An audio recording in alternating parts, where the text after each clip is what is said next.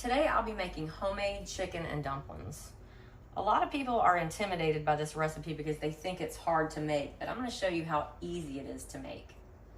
We'll be using all-purpose flour, chicken broth, baking powder, milk, salt, pepper, garlic powder, onion powder, and parsley.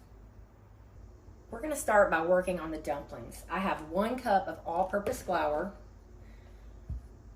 1/4 of a teaspoon of baking powder.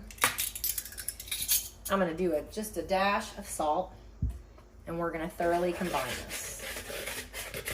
Next, I'm going to add 1/2 cup of milk, and we're going to mix this well until a ball forms. So I've got this mixed pretty well, and you don't want to over mix this because it'll make the dumplings tough. Next, I'm going to heavily flour my countertop surface. And we are going to take our ball of dough here and roll it out.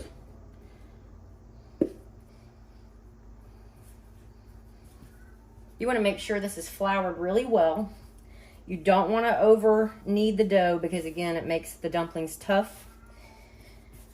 You can hear my cat in the background meowing. I guess he wants some chicken and dumplings too. That's enough. So we're going to come in and I'm going to roll this to about 1/4 inch thickness. And now we're going to cut it in about 1-inch squares.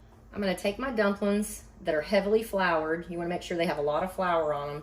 And I'm going to put them on a plate and set these aside. I have 1 32-ounce box of chicken broth. The chicken stock has come to a boil. I'm going to add the seasonings now.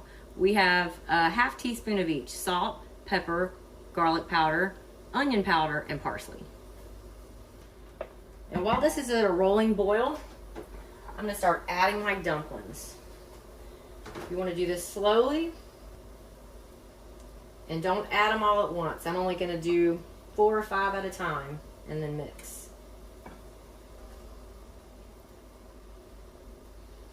And once you see these kind of starting to float, that means they're starting the cooking process. Go ahead and add some more.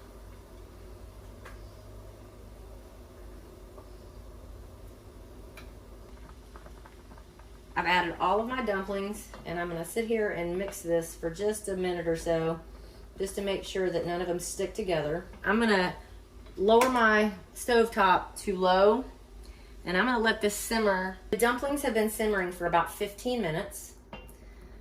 I'm going to add in 2 cups of fully chopped rotisserie chicken and continue to cook the dumplings. So it's been a few more minutes, and I just wanted to give it a quick mix. The longer you simmer them, the better they are. I'm going to put the lid on this and help it continue to cook.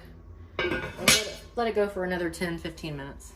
The chicken and dumplings have been simmering for about 35 minutes, and the dumplings are perfectly cooked.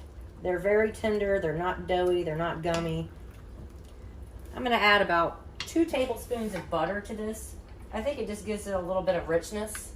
I'm going to mix that in. And I'm going to let this sit for 10 or 15 minutes and serve it. And there you have it. Homemade chicken and dumplings. This is an excellent recipe. As always, I'll leave the recipe in the comment box below. You can double this recipe if you want to feed more people.